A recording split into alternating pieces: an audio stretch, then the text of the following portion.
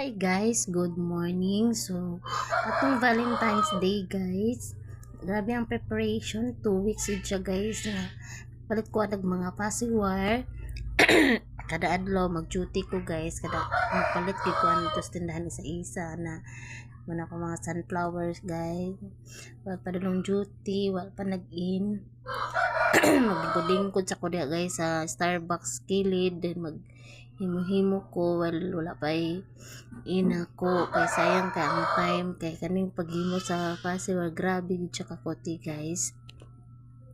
Kailangan siya effort, time, kay kung aya pa ka maghimo then tomorrow na ang Valentine's for gamay ra gid kag mahimo sa imong baligya.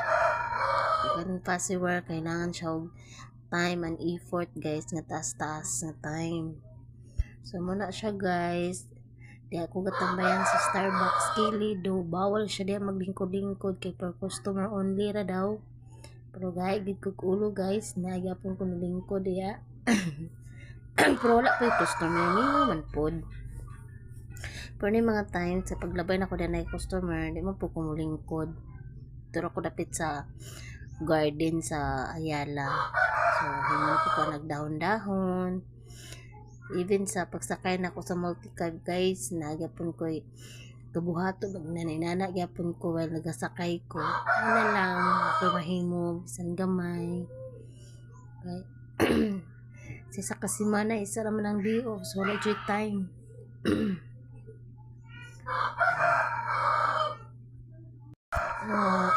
Pasensya kay akong nag-voice over ako guys. Akong wala na akong pamati, maragi ubo ko nga gisipon.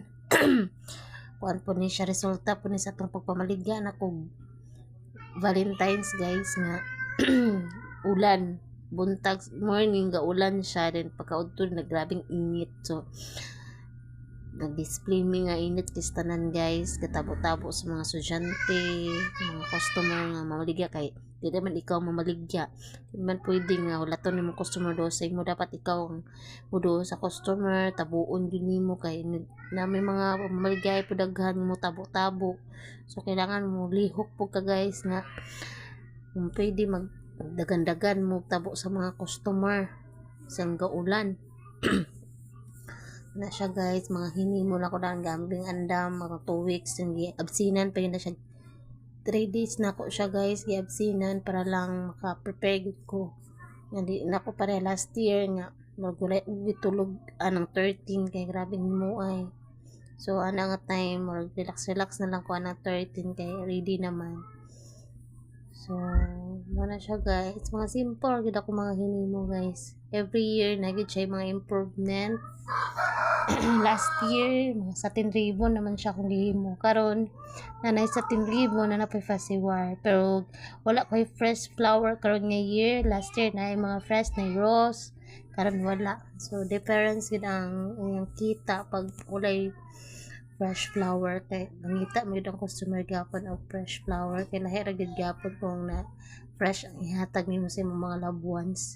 Pero okay gapon ang fasiwar sa satin ribbon guys kay yun siya mga daot. But it depends lagi ako na sa hatag kung sa ilang gusto ganahan.